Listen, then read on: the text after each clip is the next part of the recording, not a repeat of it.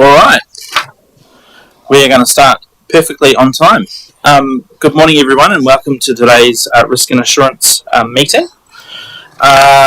We have a pretty good agenda today. If I could start with our karakia. Right.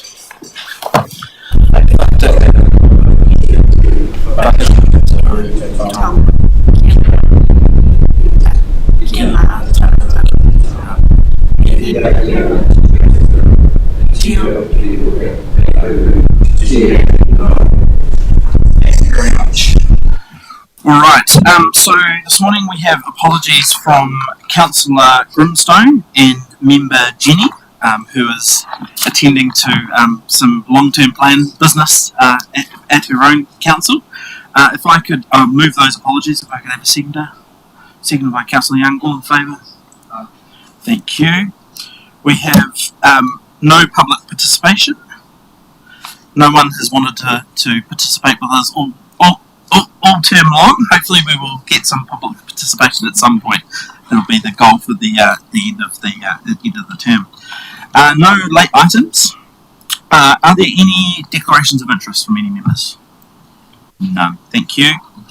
And I'll move that the meeting minutes of the Risk and Assurance Committee meeting dated 21 February and the meeting minutes of the in-committee meeting of the Risk and Assurance Committee meeting of the 21st of February that could be accepted as a true and correct record. Seconded by Mayor Burney.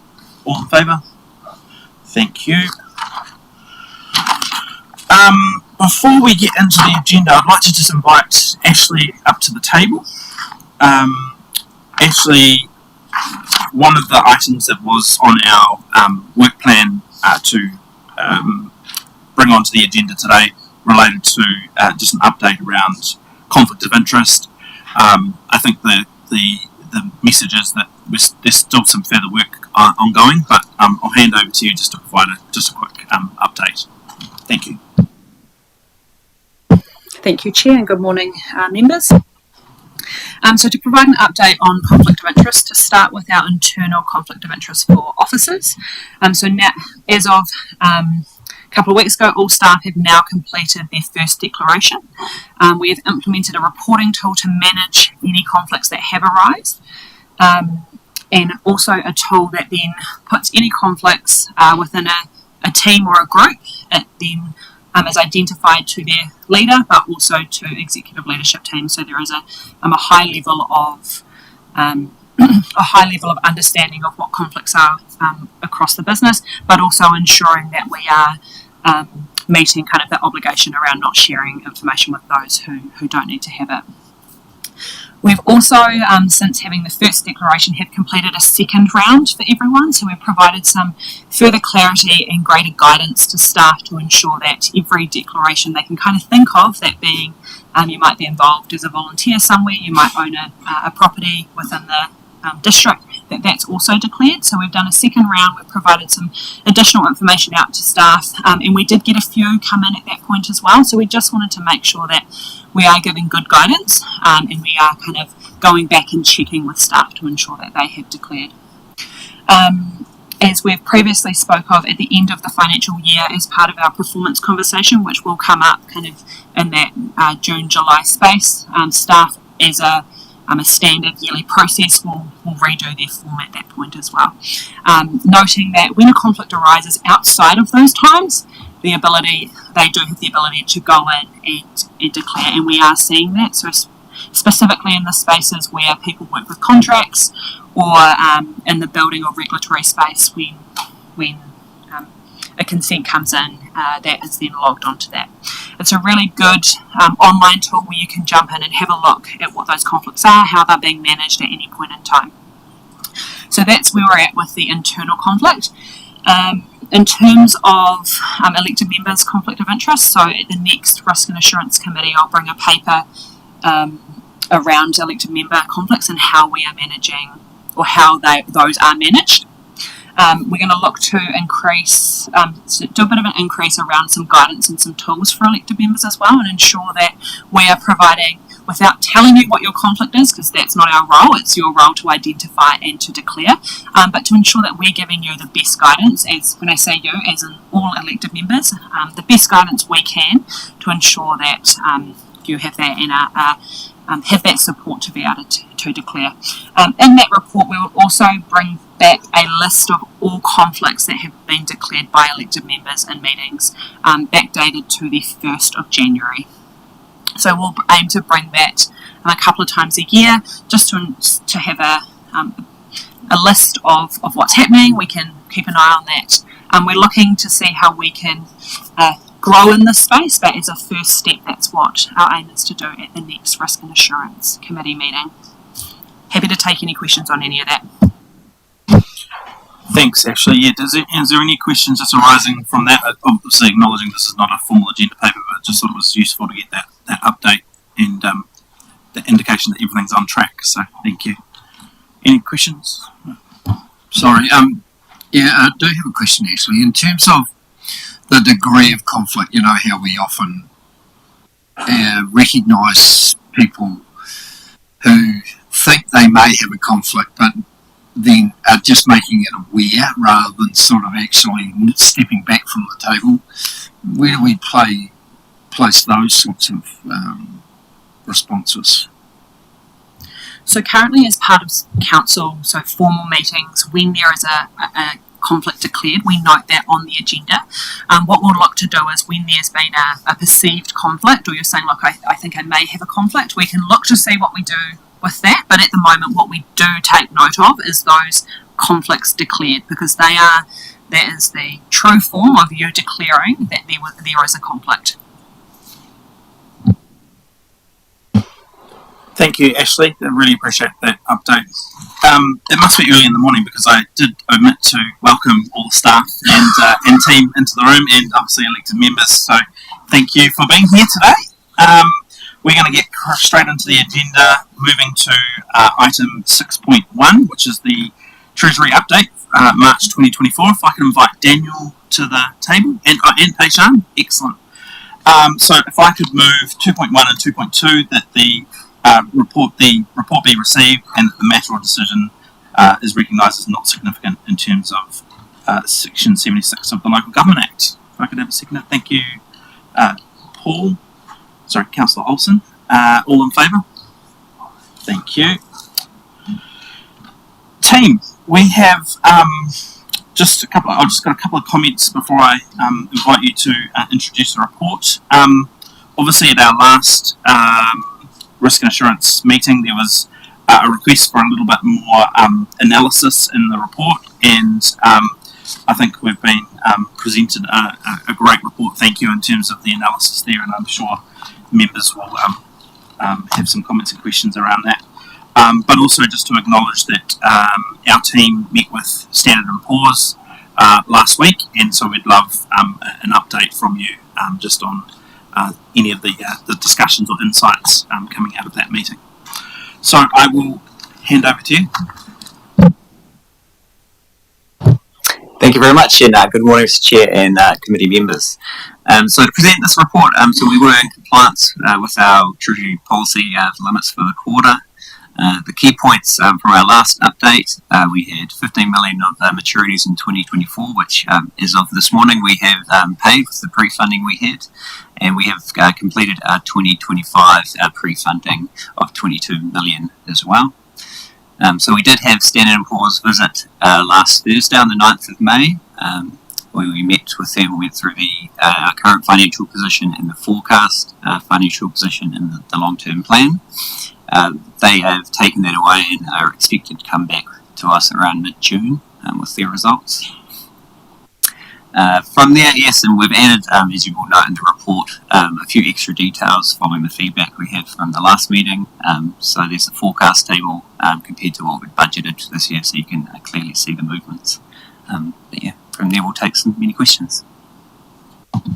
Thank you, Daniel. I'm going to just start off with a question around, obviously, as we, as elected members, head into our long-term plan deliberations in the next week or so, one of the things that we're going to be talking about is obviously our capital program, and managing our debt limit.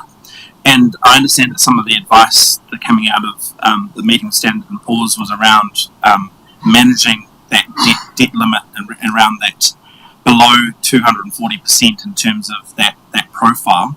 I wondered if you could just speak to that, because that's obviously going to be an important message from this committee, along with officers back to the full council in terms of those deliberations and capital programs here. Thank you, Chair. I'll try and answer that question with Jacinta's help.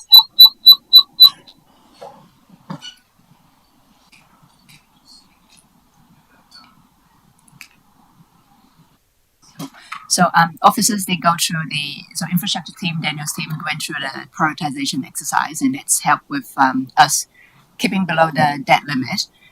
We've also built in the assumption of all the capital grants that we're expecting to receive, revised the development contributions revenue, as well as all the asset sales assumptions, closely monitoring that we're actually not that close to the limit after all that taken into account. So I think we are sitting at about 239%, so just under the 240, and that's still still a bit of a leeway to the 250 limit. And we'll have to closely monitor to make sure that all the assumptions that we've assumed will eventuate, especially in the capital grants area. Sure. Through you, Mr. Chair, I might have one more point. So it was good talking to them in terms of understanding, because we have done really well in the last 3 years in terms of doing what we say we will, in terms of completing the work, particularly in the capital space that we say we will.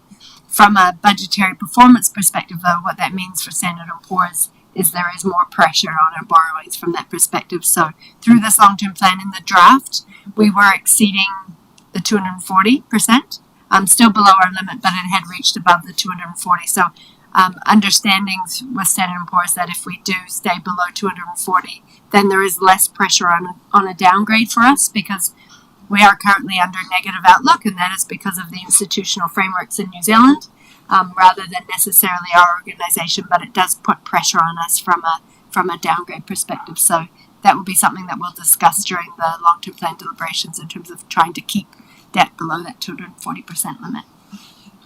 Yeah, thank you. So I think it's a really important consideration for us for elected members, and particularly this committee, to share with the full council as we go into those discussions, so that we can understand consequences of decisions and obviously understanding the impact of where we land with the capital program.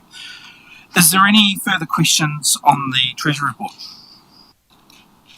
Just not really a question, just a comment. I'd just like to commend everyone. Like, it's a really comprehensive report, and I think it's we spoke briefly before around stat detail and probably having more oversight as a whole council around some of this stuff, because I think dovetailed into, when we talk about our deliberations, I think it is very important that when we are making these decisions that we are there is going to be consequences as far as also the headroom we've probably got is sort of limited, and then also making sure those capital grants etc do actually come to fruition, I suppose. So just a comment really.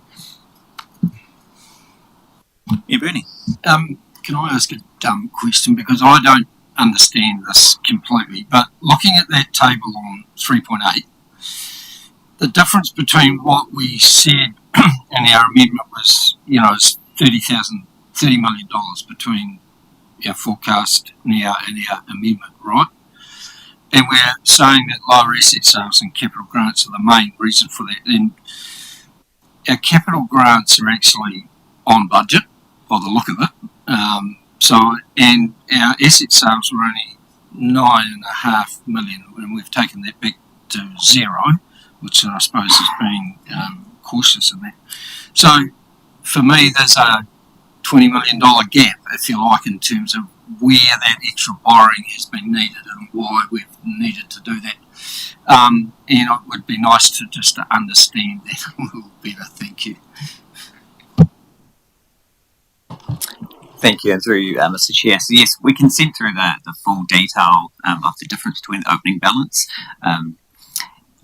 The differences primarily relate to the previous year, so it was lower than expected capital grants and asset sales from 22-23 that came through and rolled to this year to get up to the difference between the opening balance. And then there was some other factors in there, higher than expected capital payments and some other factors. But we've got a full table that we can send it through. Daniel, is the pre-funding, 2020-25 pre-funding part of that picture as well? I see we've got $22 million of pre-funding in there.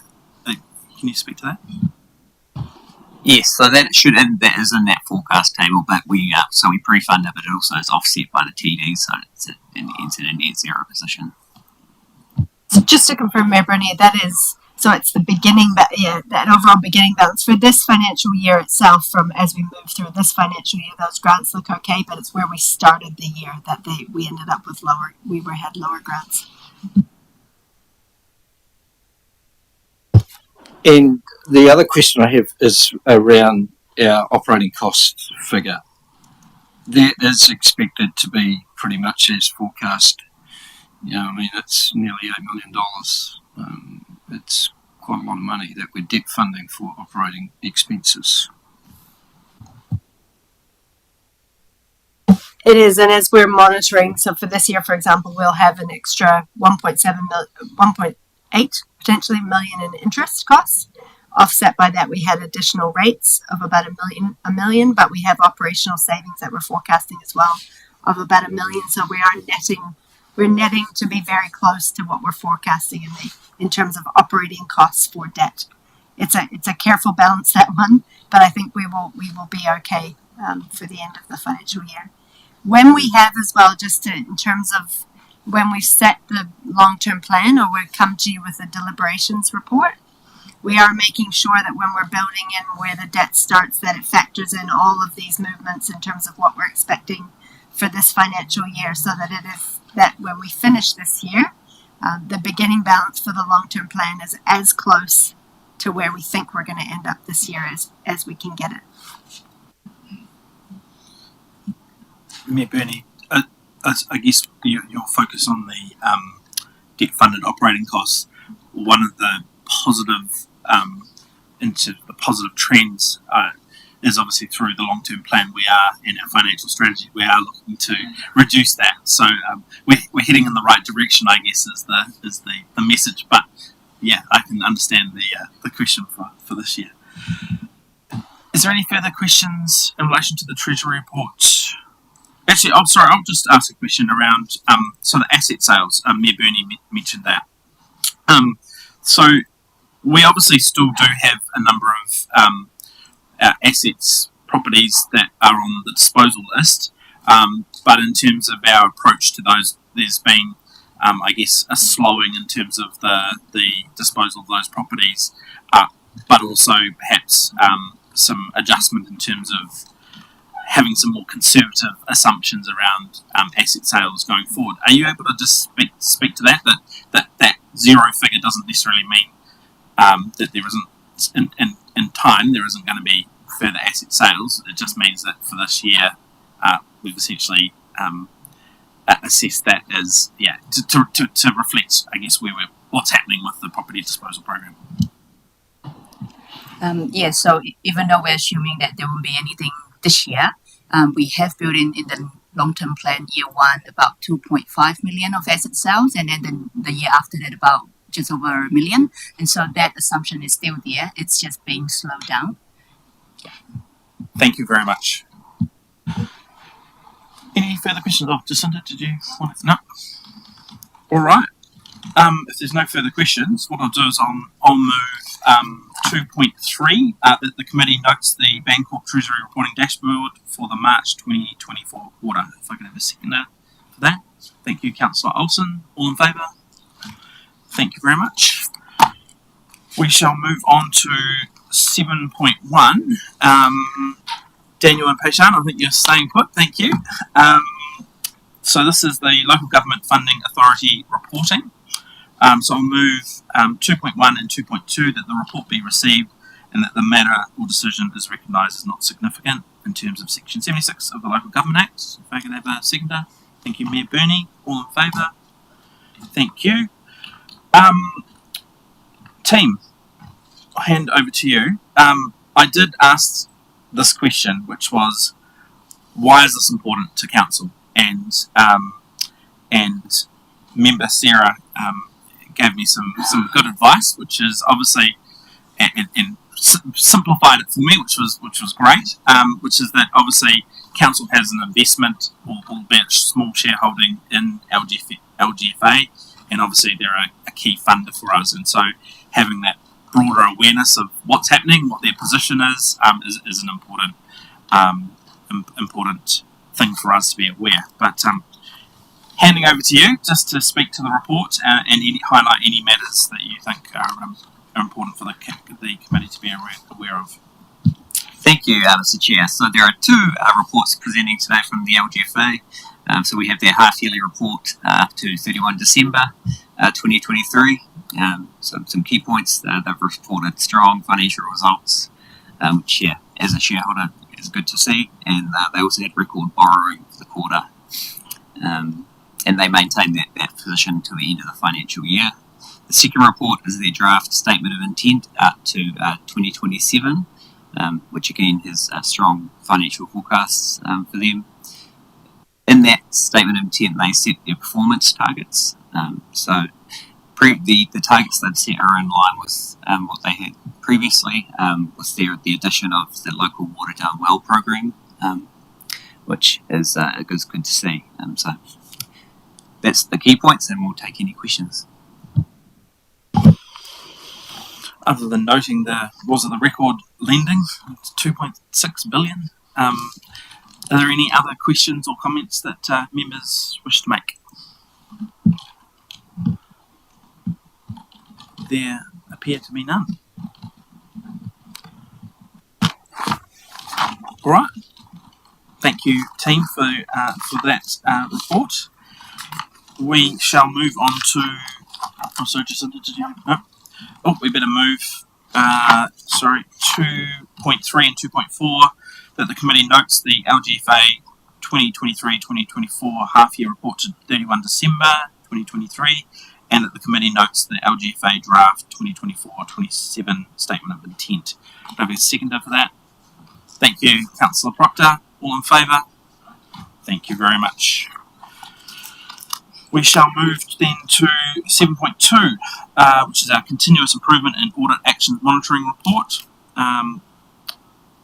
Well, thanks, Daniel, and we'll keep you at the table, Paishan. Thank you.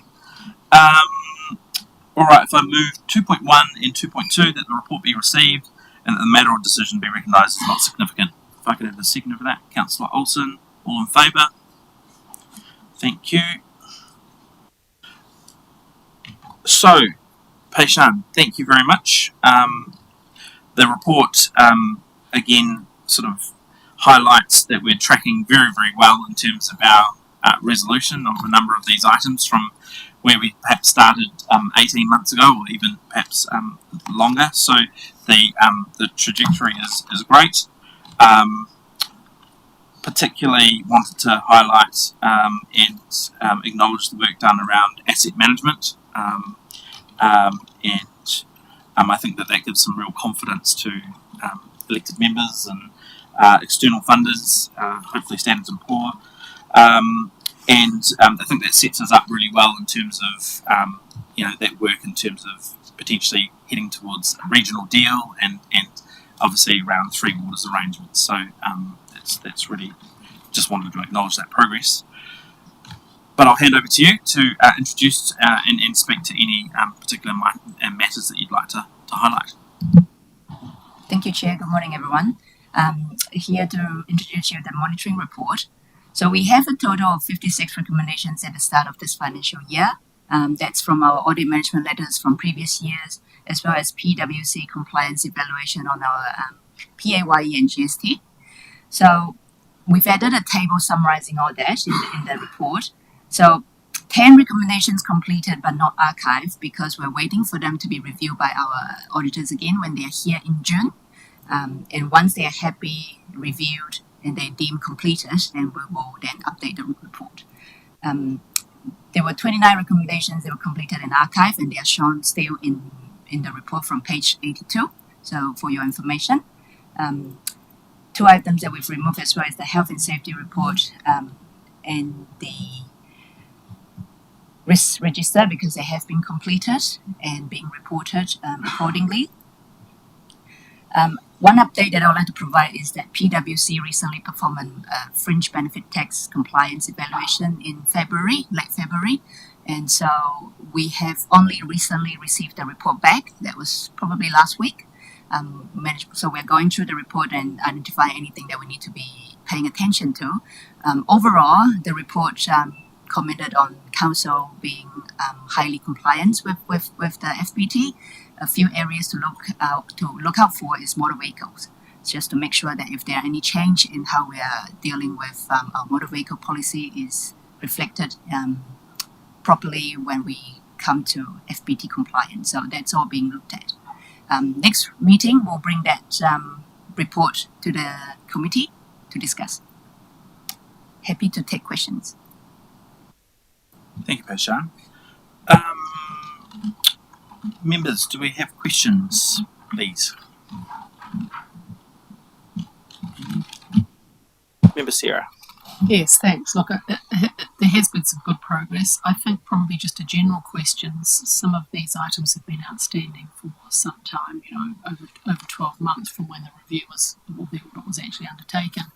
I guess it's just of those which are significant that the council still ought to be concerned about from a risk perspective. Thank you. Thanks for the questions. Most of the major items or recommendations, they have been dealt to and have resolved. The only one that I will mention is having a policy to document down processes that we need to take through when we have asset disposal and additions. And so that is still being looked at, and we have started the work on drafting an asset management policy to go with the fact that we're actually working towards having the one asset management system for our 3 waters with critical asset and that sort of thing. And so that will be the one that I will highlight that is still being worked on, and that's one of the outstanding recommendations on there. Jacinta. May I just mention through Mr. Chair, in the information services side of things, we have some of the program has been slowed down a little bit. That's been due to some resourcing changes in the team, but when we discuss the risk report a little bit later, I'd be keen to talk about that a little bit more. Noting the comments from Jacinta around that we'll have some further discussion around the information services risk component in our public service session. Are there any further questions in relation to any of the actions in the report?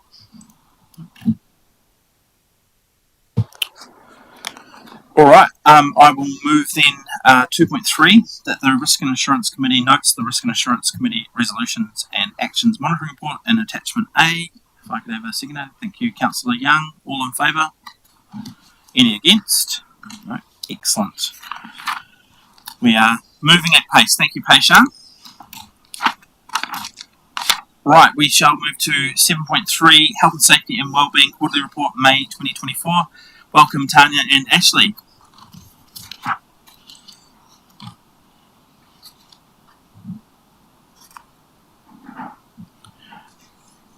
Can I first just, before I hand over to you, just congratulate you, Tanya, and the team internally on the Safe Plus report and the outcome, and obviously all of the hard work that's acknowledged in that report. I know that obviously the CE and the executive leadership team have been particularly acknowledged in the report, but that I know that it's particularly your efforts and that of people around you in terms of that staff engagement that have been a really key part of that result. So just to acknowledge your efforts and the high quality of reporting, it just seems to be get better and better and better. So, but I'll hand over to you and feel free to highlight any matters that you think the committee should be aware of.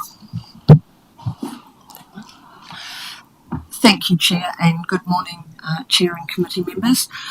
Thank you again for the opportunity to present our health, safety and wellbeing dashboard along with that Safe Plus on-site assessment report and the recommendations.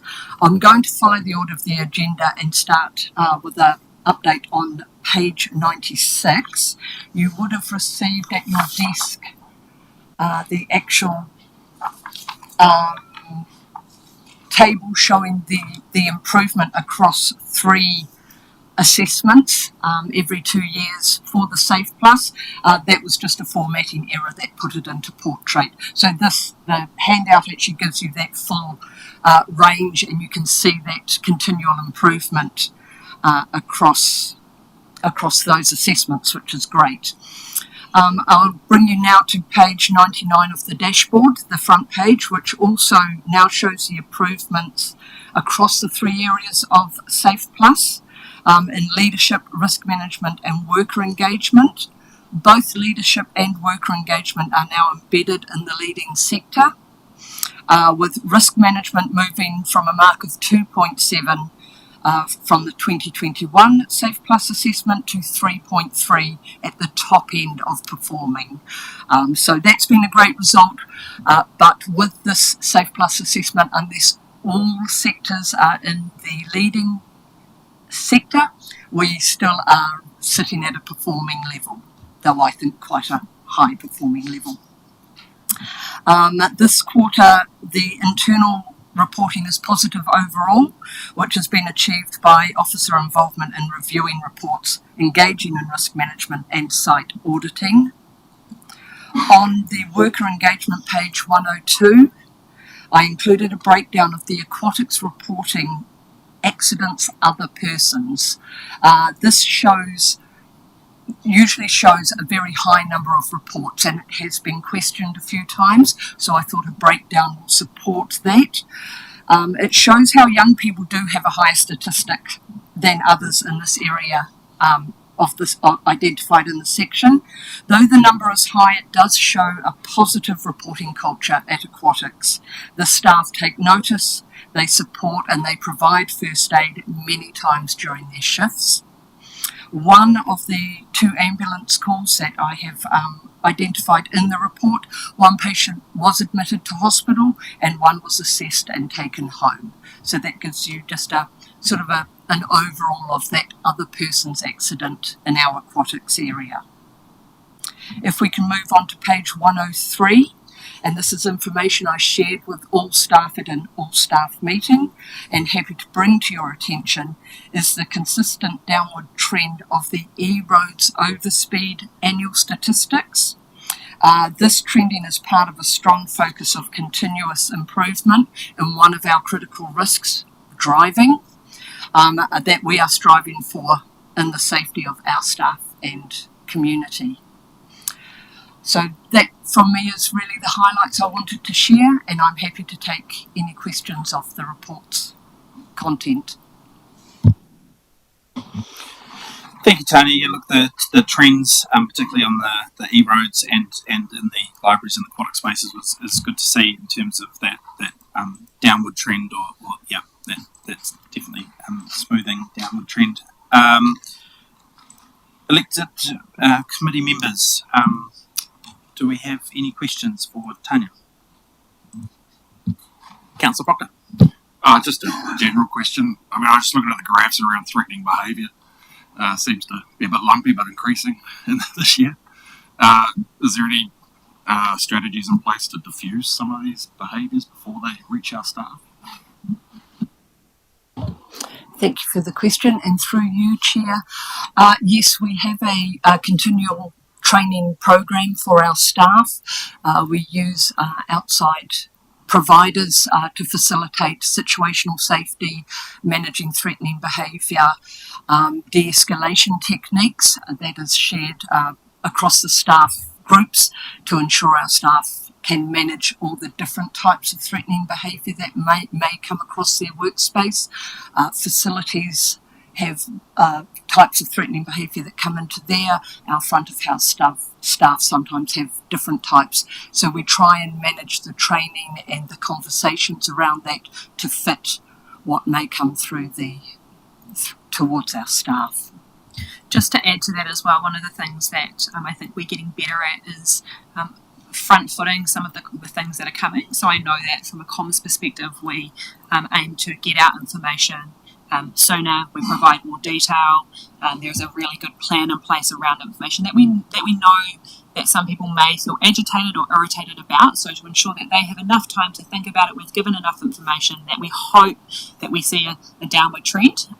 So we're trying to catch it at that point.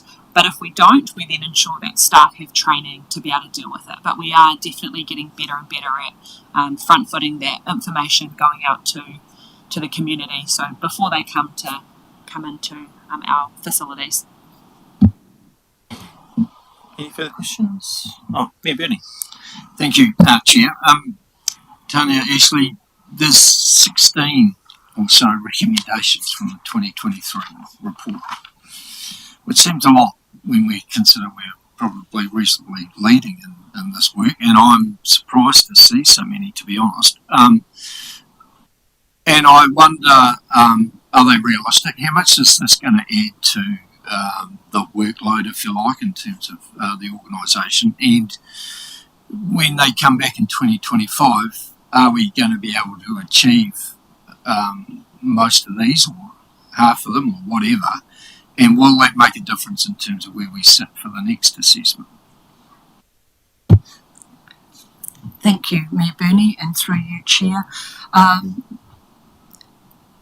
From my perspective, most of those recommendations align in with our health and safety action plan that we have already in place. So extra work, yes and no, but we have already identified a lot of those areas that we thought for our action plan with our engagement with staff were needed across the organisation. So that has been identified in that part. Realistically, I hope we have a 3-year program, so there may be some that are progressing, not completed. It's a 2-year cycle for the assessment, so sometimes there's a misalignment to all be completed, but definitely progress is started. One of the areas where, so just to add to what Tanya's saying, one of the areas where we want to have a greater focus, in particular for the next 2 years, is that risk management space. We know that we can do better in that space, and so it is an area where we already have that highlighted in our action plan. So it was good to get some feedback from the assessor around that space, and that will be our main focus. Will be focused on that, and we'll also tackle away at those others. But we know that that's our focus area for the next 2 years. So there were no surprises in those recommendations?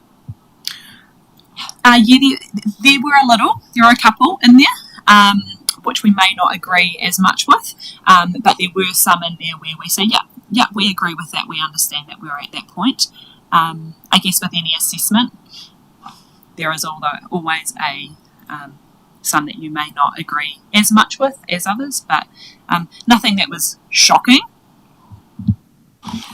I think the chief executive is about to preempt a question, so do you flag that you wanted to say something?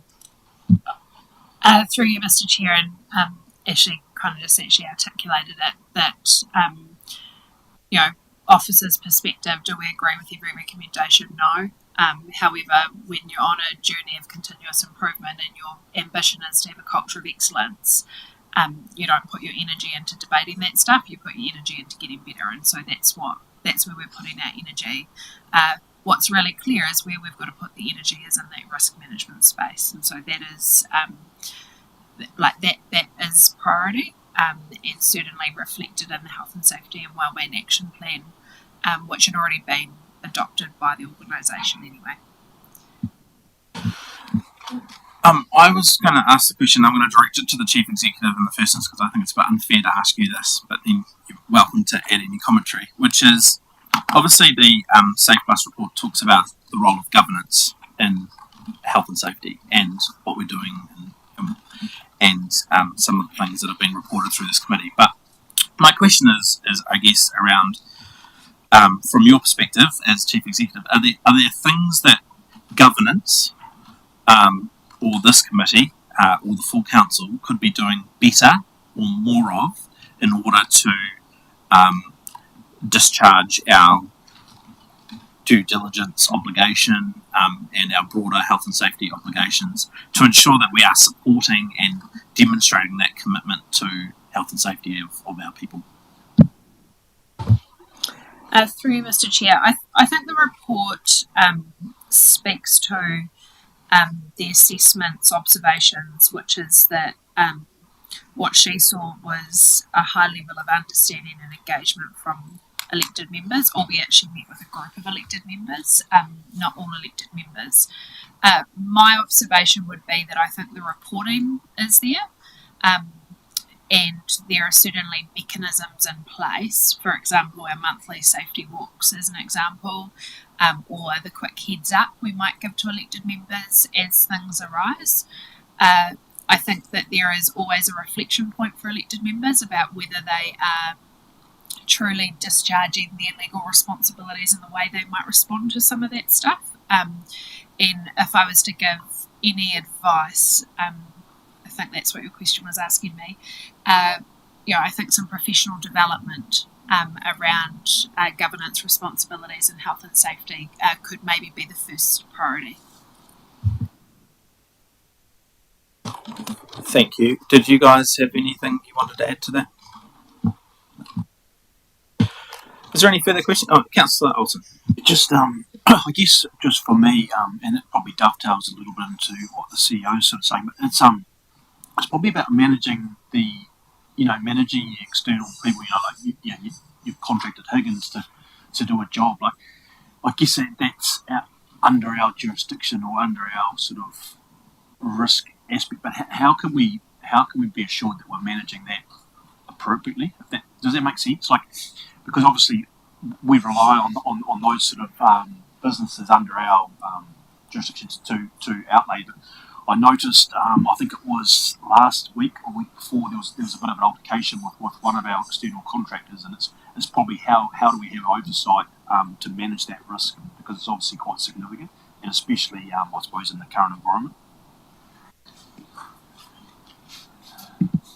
Thank you for your question, and through you, Chair. We have a very robust contract management system in place. It includes policies, procedures, auditing, induction, and training for our staff, and engagement with contractors. So it's really about having those processes in place and then ensuring our officers know their contractors and engage with them in that health and safety space regularly. We have good relationships with our contractors and are informed when incidents like your example occur, and then go to site to check if there's anything from the council side we can do to support better understanding within the community of what's going on, and that alludes to the communication space of ensuring people understand the work plans that are occurring. So it's an ongoing, it is a very big space in health and safety for us, and it's one that is an elevated, it is a critical risk contract management, so it does get a lot of attention. So it's that mix of policy, procedure, training and communication that we continuously develop and ensure is happening.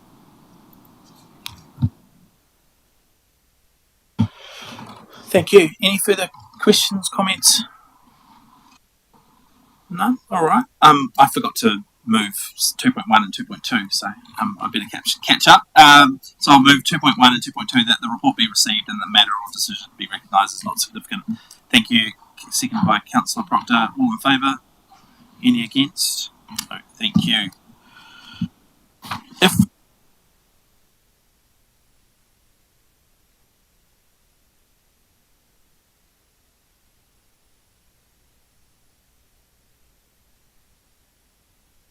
Oops, sorry, I better repeat that. 7.4 Risk and Assurance Committee Work Programme. We've got Ashley with us at the table.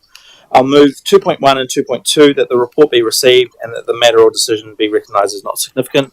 I could have seconded by Councillor Olsen. All in favour? Any against? No? Excellent.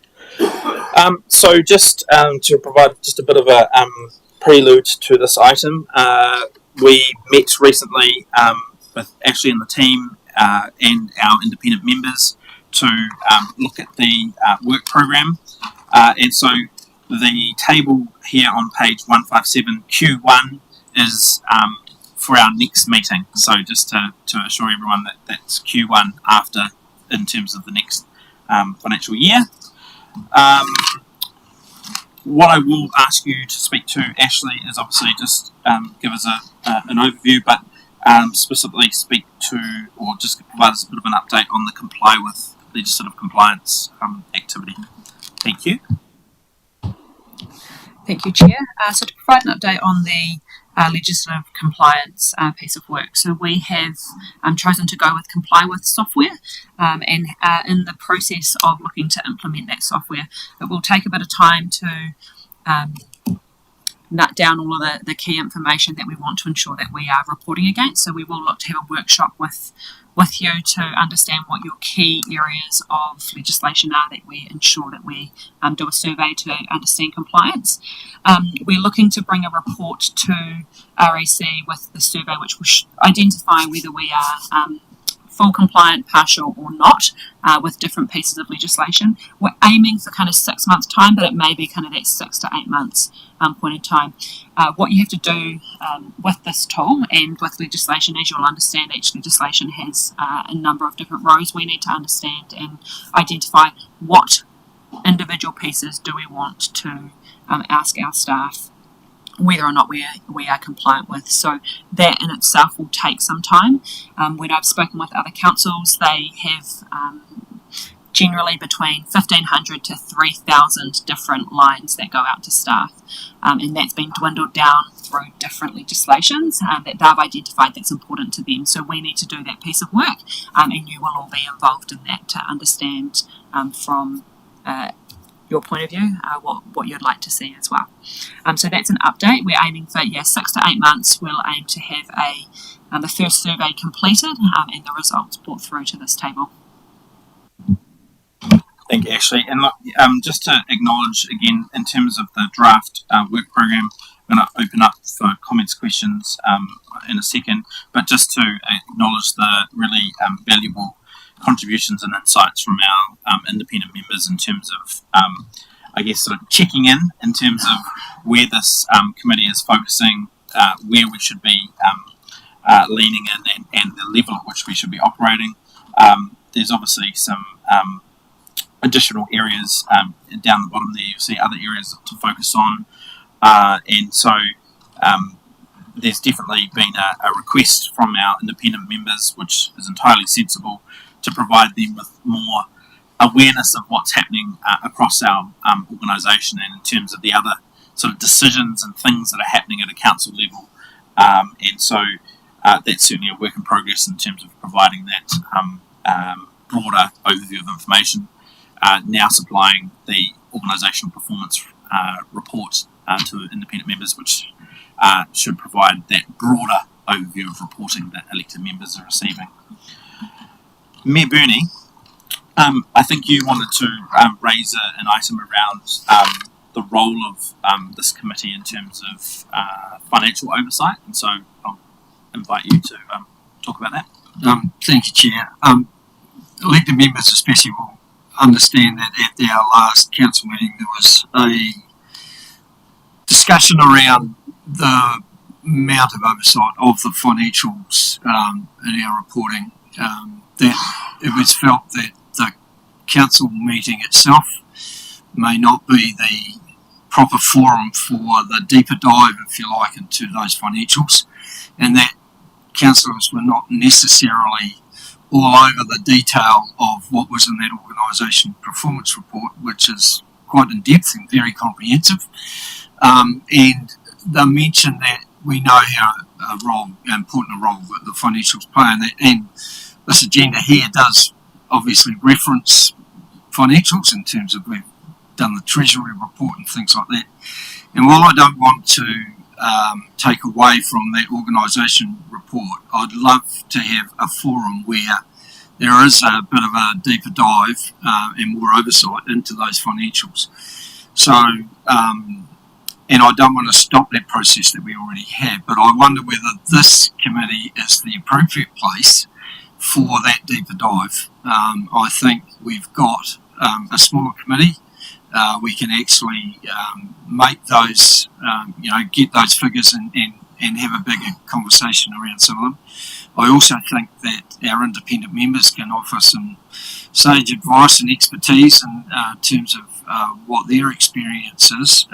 And be keen to understand whether you think this is the appropriate forum. And I'd be keen to understand from officers too whether they think that, I don't imagine it would actually increase a heck of a lot of the workload. It just means directing it in a slightly different way. Thank you, Mayor Bernie. So I might just start then with Jacinta or Monique in terms of commenting around if this was to be an expanded scope in terms of this committee, what that looks like from a reporting or resourcing perspective, if there's any comments there, and then we'll turn to the committee members to perhaps just discuss Mayor Bernie's proposal and whether we then want to make a recommendation to full council around that. So, Monique or Jacinta, did you want to comment on? I'll let Jacinta comment on workload, and then I might just comment on the how. I guess from our side, through you, Mr. Chair, happy to talk about it in this forum, absolutely. I mean, there are more with independent members have skill sets in the finance side, so it opens up a good avenue in terms of challenge and oversight as well. What I may suggest is in terms of that organisation performance report, it does include a significant amount of financial detail, so potentially we wouldn't repeat that information, but rather bring that report and discuss the financial section of it in more detail through this committee as a suggestion.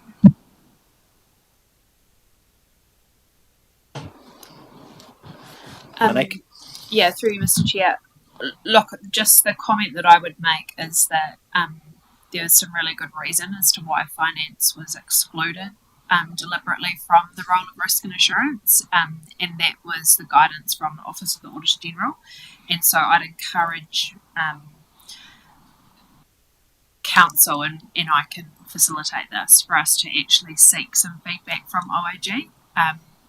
I think the why, in terms of why we're having this conversation, is an important one, and I don't want to criticise it. I just think it would be important that we don't set ourselves up to then in the future get criticism from OAG on returning the mandate of finance to the role of risk and assurance. And then just to reiterate, certainly from a how, obviously it would require a change to the terms of reference and an update to the governance statement, which would be a council decision, but we can support through that process. Thanks, Monique. I think I understood from Mayor Bernie's suggestion that this was very much through a risk lens in terms of the financials, and so I think that it would be worth getting that advice. But I think that that's certainly correct me if I'm wrong, but it was applying that more, being able to potentially interrogate more and understand the impact of some of those financials through a risk lens, because that's not happening at that full council level through the OPR, but invite discussion and commentary from the table. Just a few comments from me. I think like the implication of putting our long-term plan on the table and what that means from a financial perspective, I think it does. It would be good to have a bit more of a deeper look at that. We talk about the our debt loading, etc., but also just having awareness. These decisions we're making do result in A, B, and C, etc. So I think it would be good just to have that, and I think probably putting the risk lens on it does enable that wider conversation. It's definitely something that I think we'll probably have a little bit we haven't probably had so much oversight as a full council in some of that detail, and I think that the consequences and the risk is quite it's pretty important for us. So I think it's something that I'd be quite comfortable in probably exploring a little bit more, even as part of this committee, and then going back to the wider council. Jacinta, sorry, you want to jump in? Just one comment. I think there's a level, as we go over things in quite a bit of detail, not necessarily get the conversation in some of the workshop or council setting. There are questions asked to enable us to go into, but from a session I had earlier this morning, there were 2 councillors and we sat for an hour and discussed every movement in debt, for example, in more detail and what that meant and the types of, I think the council table would probably benefit from, I know we've offered some more before, but to actually get more engagement and having more informal sessions for different groups of councillors as well to discuss the financial side of things in a setting that they're more comfortable with would help that engagement, I think, as well when we get to that council table. Councillor Proctor. I kind of agree with everyone said, but from my simple point of view, I think we're going to end up doubling the workload of some of our staff by presenting to this committee, as well as then council members wanting the same information in council meetings later on in the future, and wanting to get down into that deep dive and into the weeds of things as well. I'll follow the lead of the Mayor and you, Councillor Jennings, around this issue, but we have to manage it very carefully that we're not doubling the workload of staff and reporting to council members wanting too much information every time. Thanks. Thank you for that. Mayor Bernie? A couple of good suggestions there, and look, I totally respect the workload issue. And my thinking was more around taking the organisation performance report a little bit out of the context that it's given in, and maybe it is just a simple item on the agenda of a normal council meeting where we discuss financials rather than sort of included as part of the organisation. I like your idea around the informal workshop. I think that would be quite a lot more informative for those councillors who don't necessarily think that they have the expertise or the skills to be able to actually offer a lot of oversight in that space. And so to increase that sort of development, financial sort of oversight would be really useful, I think. So yeah, look, we might have a conversation offline and think about ways that we can do that. But yeah, no, thank you. That's good. Monique, sorry. Through you, Mr. Chair, I think our current financial reporting is really comprehensive, and certainly if there's a view that additional information is required, it would be good to understand that a little bit further.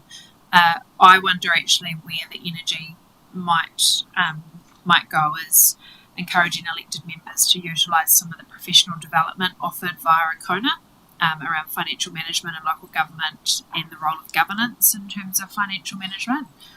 And then I think to your point, Mayor Bernie, even if we just retained the financial reporting within the OPR but pulled out that chapter, we can call it a chapter because it's pretty much a book these days, and that could get reported as a FYI and discussion report to risk and assurance, but also part of this also might be about how we allow, because we're also always conscious as officers to make sure that when we present the OPR we do a spotlight on the financial report, but really encouraging elected members to lean into the questions and the conversation about our financial performance when that OPR is presented. Look, I think that's it's been some really good discussion on this, and so I'm proposing the way forward is Mayor Bernie and I will have an offline discussion just in terms of if this committee has a role, if at all, and if we need to then get some advice around OAG and their expectations. But I think if people are comfortable, give me a nod, but making some recommendations to full council through our RAC minutes around encouraging elected members to take up those informal opportunities to increase attention and awareness around the financials, encourage elected members to take up those professional development opportunities in terms of improving their understanding of the financial aspects. And the last piece was actively seeking that input and advice from independent members in terms of the financials as part of the OPR. And so I'll undertake to do that with you, Sarah and Jenny, to just get any sort of any issues or concerns or flags or any particular questions that you think should be being asked once you receive that portion of the report. Is everyone sort of comfortable with that general direction of travel? Grayson will no doubt get the words perfect, but just sort of a thrust of the direction that we want to head. Excellent. And lost in all of that discussion was giving you the opportunity to comment specifically on what's coming up in terms of the work program. If there's any particular items that are there that you have particular expectations around in terms of what you want reported, or particular questions you might have at this point, or anything that's not on the work program that you would expect to see or would like to see. So, Councillor Proctor. So you said Q1 still to come, is it? Yes. So Q1 is our next meeting, essentially. Yeah. It's just a bit of a comment, really. I like the idea of having a climate change work program item. I mean, I just spent the last 2 days with a couple of chief scientists and a number of government agencies, and it's amazing to see the cross-party support that they have towards climate change adaptation, but also exploring the risks to New Zealand's economy from climate change as well. So it's good that we're front-footing that. And it'll be nice to flow on from today's workshop around the Climate Action Plan, won't it, Councillor Proctor? So, any further comments or questions? There appears to be comfort with the approach. Thanks, Ashley. So that brings us to the end of the public agenda. So I'd like to move now that that the public be excluded from the following parts of the proceedings of this meeting. This is C1 Risk Management Risk Register on the ground. Oh, sorry. Thank you, Grayson. So apologies, I missed an item in 7.4, so I need to move 2.3, that the Risk and Assurance Committee supports the proposed Finance Audit and Risk Committee, that should be Audit and Risk Committee work program for 24-25. I have a seconder for that. Thank you, Councillor Young. All in favour? Thank you. So now, we'll try that again. Sorry about that. So move that the public be excluded from the following parts of the proceedings of this meeting. C1 Risk Management Risk Register on the ground, Section 7(2)(e), to avoid prejudice to measures that prevent or mitigate material loss to members of the public. Could I have a seconder for that? Thank you. All in favour?